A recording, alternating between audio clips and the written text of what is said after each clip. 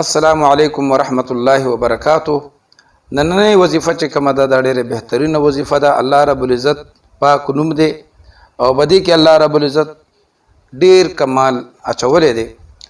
نو د ټولو نه مخکې زه تاسو ته د الله هغه پاک نوم درته ښیم چې کوم نوم دی او پس د هغې به تاسو ته زه فضایل بیانوم او طریقه کار بیرته بیانوم چې دا به د کوم شي دپاره څنګه وایې، په څومره تعداد سره به یې وایې. نو داسې نشته چې تاسو صرف هغه نوم واورېد او پس د هغې نه ویډیو ختمه کوئ. نه، د هر یو نوم چې دی مختلف فضایل وي. نو د الله رب العزت پاک نوم السلام د دې فضایل تاسو ته، د دې وظایف او د دې طریقه کار تاسو ته ښیم. د السلام معنا ده بې عیب ذات. ښه، د دې چې کوم دی اوس فضایل بیانوم.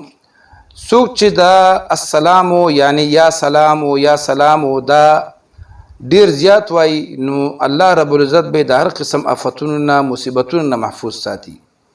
که څوک ډیر زیات بیمار وي او د هغې د ښه کېدو چانس نه وي، ډاکټران پرې نه پوهېږي، نو که څوک لاړه او د هغه مریض سر ته کېناسته او دواړه لاسونه یې اوچت کړل او 106 ځلې په اوچت آواز سره یا سلام ووي او چې دومره اوچت آواز یې چې مریض یې اوري، انشاءالله العزیز الله به د دغه بیمارۍ نه ښه کړي.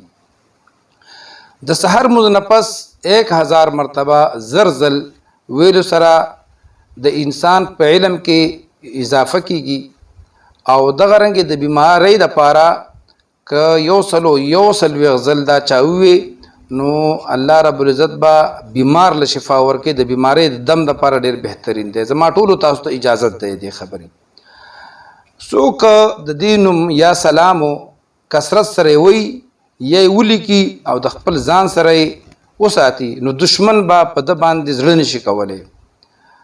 او بیمار دپاره ما تاسو ته مخکې وویله او د یرې دپاره ډېر بهترین دی. دا نوم که چرته چا 690 لسکم 200 ځل ووي او په خوږ شي باندې دم که او هغه خوراک یې په چرته په داسې کس باندې وکړو چې د ده سره مخالف وي یا دشمن وي یا د نه خفه شوی وي، نو انشاءالله العزیز هغه به ورسره روغه وشي، مهربانه به شي ورباندې. که څوک چرته 101 ځل دا اسم او ورسره سلام قولا من رب الرحیم دا اووی یا سلامو 121 ځل اووی او سلام قولا من رب الرحیم هم ورسه ووی، نو هغه بیمار که ډیر سخت بیمار وي او ډیر مهلکه بیماری کې اخته وي نو الله رب العزت به شفا وله ورکي. د هر فرض مونځ نه پس یا سلامو 15 ځل او 15 ځل اللهم یا سلام وسلم که دا څوک وایي نو الله رب العزت بولا د هر طرف نه هر سلامتی بدل الله ورکی او د ډاکټرانو نه چې کم مریضان نه امید شوي دي د هغې دپاره ډېر بهترین دی.